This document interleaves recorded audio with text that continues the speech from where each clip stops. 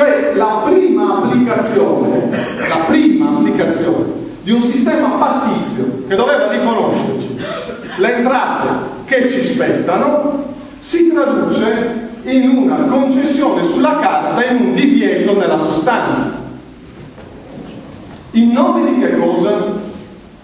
In nome di un'architettura della sovranità sostanzialmente ancora autonomista, che quindi delega e revoca a seconda delle urgenze dello Stato unitario. Ancora,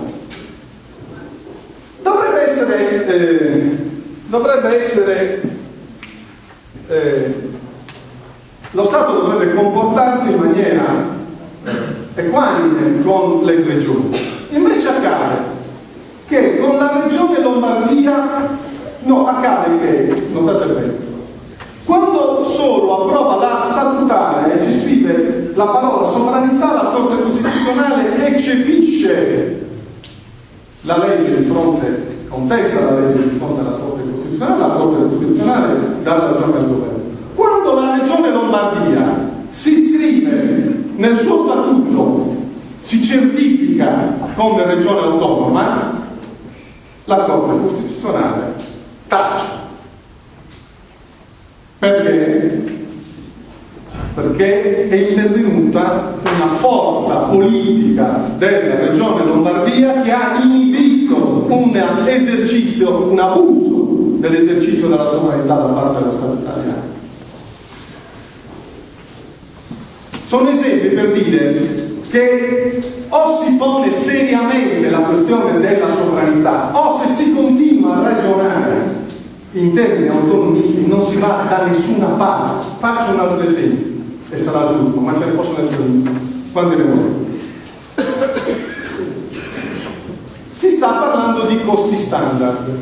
I costi standard, scrivetevelo, sono una fregatura. La Sardegna deve augurarsi che questo governo nazionale cada, come lo sta dicendo la Sicilia, come lo sta dicendo la Calabria, come lo sta dicendo la Campania. Noi dobbiamo augurarci la fine di questa esperienza, perché è dominato da una egemonia.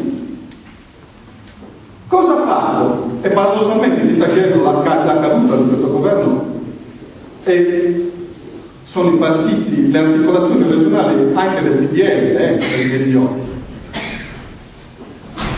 Quando si fa, cosa sono i costi standard? I costi standard è una parametrazione fatta nelle regioni più efficienti del costo dei servizi che garantiscono i diritti. Una volta individuato il costo standard, quello diventa una sorta di costo nazionale. Si dice la tua scuola, in ragione dei parametri che hai, deve costare tanto. Se tu col tuo gettito fiscale non ce la fai a coprire nel costo, io intervengo con perequazioni. Tutto da vedere. Notate bene, cosa sta facendo lo Stato? Sta parametrando il costo standard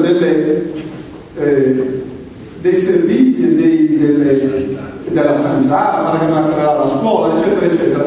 Cioè di tutto ciò che può essere misurato regionalmente, ma non ha creato il costo standard del funzionamento delle amministrazioni centrali. Quant'è il costo standard della sicurezza? Quant'è il costo standard dell'amministrazione pubblica? Cioè qual è il costo standard di un ministero? Giorgio Macciotta ha dimostrato che negli anni del federalismo, quindi quando si doveva decentrare il più possibile, le spese per le amministrazioni ministeriali e centrali sono aumentate. Allora, esempi se ne possono fare molti, ma si vuol capire o non si vuol capire che se si accetta il perimetro culturale, giuridico dell'autonomismo, si fa incontro a subire una egemonia che a noi ci impoverirà. Ma va bene, bisogna impostare il ragionamento di maniera differente, come lo stanno impostando in Europa, come lo stanno impostando in Gran Bretagna, come è presente in Germania, come è già presente in Spagna. Nessuno grida allo scandalo. E cioè la sovranità risiede nelle comunità che decidono, cioè non su base naturale, su base etnica. Quello è un presupposto assolutamente pericoloso, che decidono avere un profilo politico di rivendicazione di sovranità e di autogoverno. Bene, poi c'entra la storia, c'entra la lingua, ma c'entra soprattutto questa decisione. Queste sovranità possono delegare a una struttura federale funzioni che sono necessarie, ma va la moneta è già europea, la difesa è atlantica. La giustizia si sta uniformando, già la Corte di Giustizia di Bruxelles è ormai all'ultimo livello. Semmai c'è un problema di che cos'è l'Italia, più di che cosa sia la Sardegna. Perché è chiaro cos'è Bruxelles, ma cos'è l'Italia comincia a essere faticosa per questo. Ma noi dobbiamo avere un pensiero forte che non può che essere indipendentista, cioè io ho la sovranità necessaria, ho la sovranità e la cultura di governo necessaria per autogovernare. Sono io che delego alcune mie funzioni a te. E tra l'altro quelle che delego a te, che è Stato federale, le parametriamo nei costi. Non solo le mie, anche le tue parametriamo.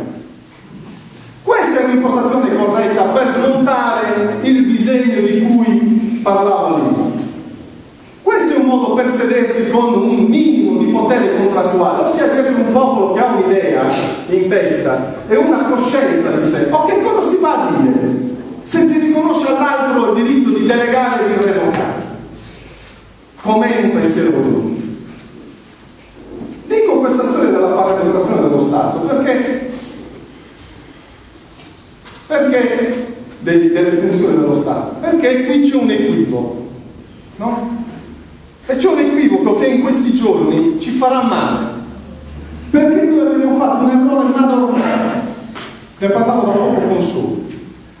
Noi non abbiamo parametrato, non abbiamo un ambiente nostro che faccia i conti nostri e dello Stato.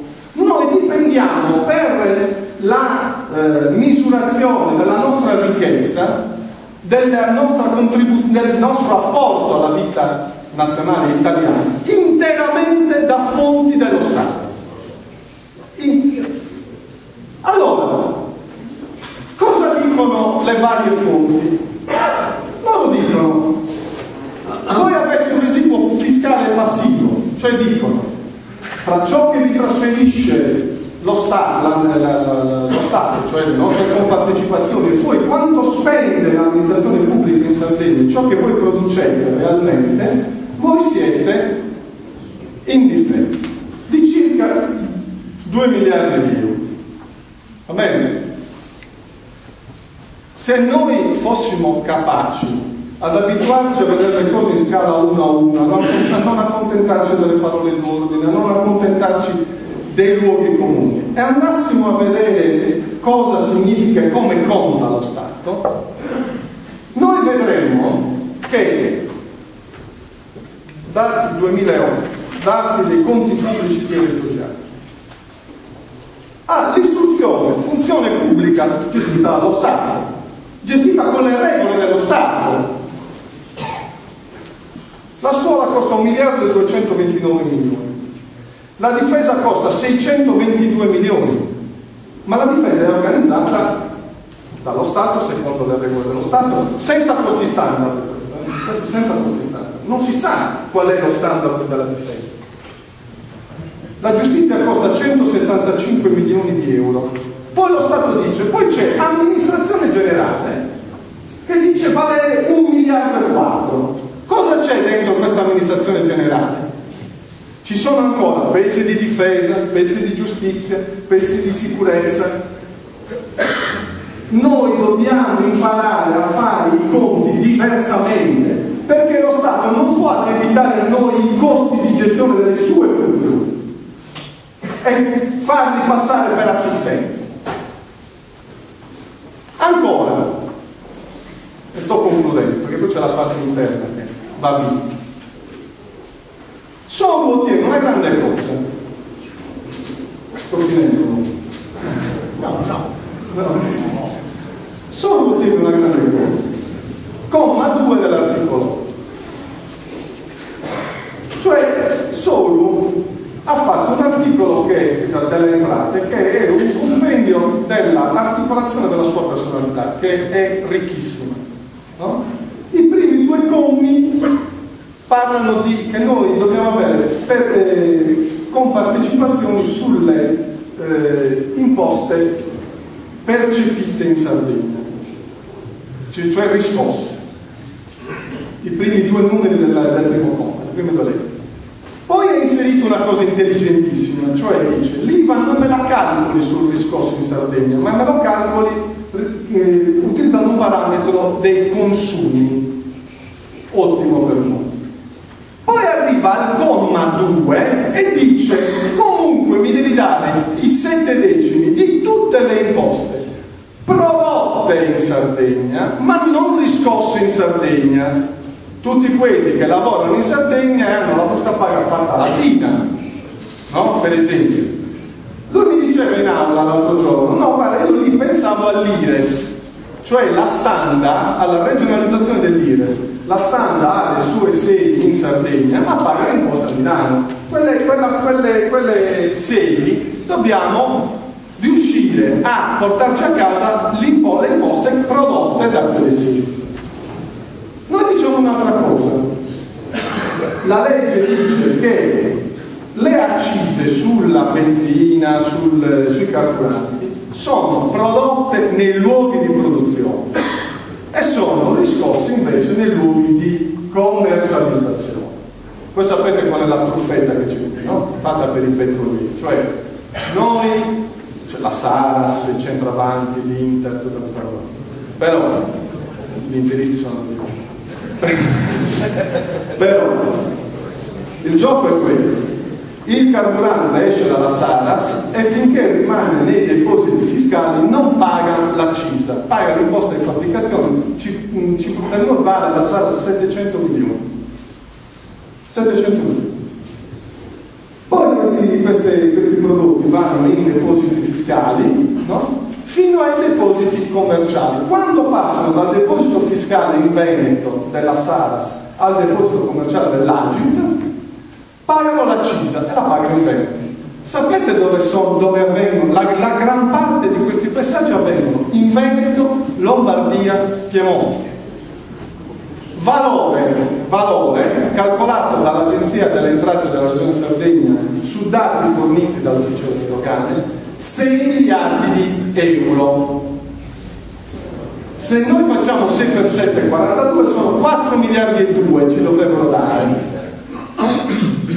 Allora il problema, lo dico per chi ci accusa di mettere su un discorso indipendentista e ci dice dimostrate l'autarchia della Sardegna. L'autarchia non è da dimostrare, però non è vero che la Sardegna non produce la ricchezza che gli compete.